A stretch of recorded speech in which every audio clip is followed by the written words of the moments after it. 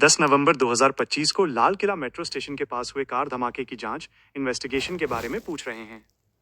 इस मामले में जांच बहुत तेजी से आगे बढ़ रही है। अभी तक की मुख्य जानकारी निम्नलिखित है। जांच की वर्तमान स्थिति, करंट स्टेटस ऑफ इन्वेस्टिगेशन।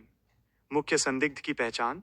धमाके में इस्तेमाल हुई कार को चलाने वाले मुख्य संदिग्ध की पहचान डॉक्टर उमर अन नबी के रूप में हुई है। डीएनए टेस्ट से इसकी पुष्टि हो चुकी है। अन्य गिरफ्तारियां।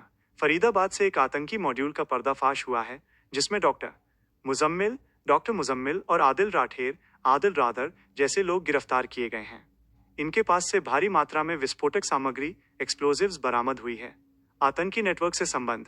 जांच एजेंसियां इन आरोपियों के आतंकी संगठनों जैसे जैश-ए-मोहम्मद और अंसार गज़वतुल हिंद से जुड़े होने की जांच कर रही हैं। जांच का दायरा। जांच अब दुबई और पाकिस्तान तक पहुंच गई है, क्योंकि कुछ संदिग्धों के इन देशों से संबंध होने के सुराग मिले हैं। जांच एजेंसी अल फलाह यूनिवर्सिटी के रिकॉर्ड और मनी ट्रेल पैसे के लेन देन की भी जांच कर रही है, क्योंकि कुछ संदिग्धों का इस यूनिवर्सिटी से संबंध रहा है।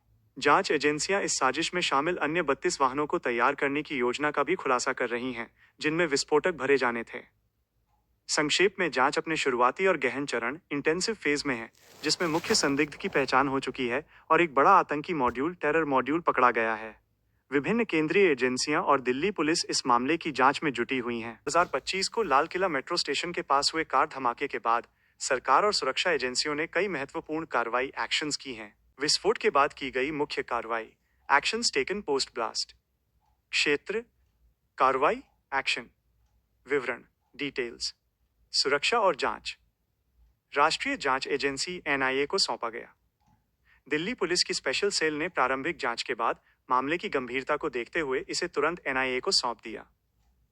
संदिग्धों की गिरफ्तारी। मुख्य संदिग्ध डॉक्टर उमर उन नबी की पहचान की गई। फरीदाबाद और अन्य स्थानों से एक आतंकी मॉड्यूल डॉक्टर मुजम्मिल और आदिल रादर को गिरफ्तार किया गया। अंतर्राष्ट्रीय समन्वय।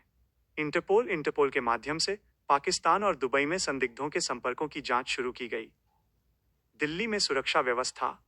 हाई अलर्ट जारी। राष्ट्रीय राजधानी क्षेत्र एनसीआर में तुरंत हाई अलर्ट घोषित किया गया और सार्वजनिक स्थानों, बाजारों, मेट्रो स्टेशनों, हवाई अड्डों पर सुरक्षा बढ़ाई गई। वाहनों की जांच।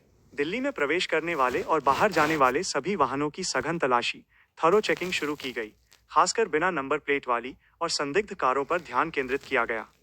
CCTV surveillance. पूरे शहर में मौजूदा सीसीटीवी नेटवर्क को और मजबूत किया गया और संदिग्ध गतिविधियों पर नजर रखने के लिए इंटेलिजेंस इनपुट, खुफिया जानकारी पर कार्रवाई की गई। सरकारी प्रतिक्रिया। उच्च स्तरीय बैठकें। गृह मंत्री ने सुरक्षा और जांच एजेंसियों के प्रमुखों के साथ कई उच्च स्तरीय बैठकें की और जांच की प्रगति की समीक्षा की। क्षतिपूर्ति, कॉम्पेंसेशन। पीड़ितों और मारे गए लोगों के परिवारों के लिए सरकार द्वारा तत्काल वित्तीय सहायता की घोषणा की गई। ये कार्रवाइयां ये सुनिश्चित करने के लिए की गई हैं कि दोषियों को जल्द से जल्द पकड़ा जाए और भविष्य में ऐसी घटनाओं को रोका जा सके। क्या आप इनमें से किसी विशिष्ट कार्रवाई के बारे में और जानकारी चाहते हैं?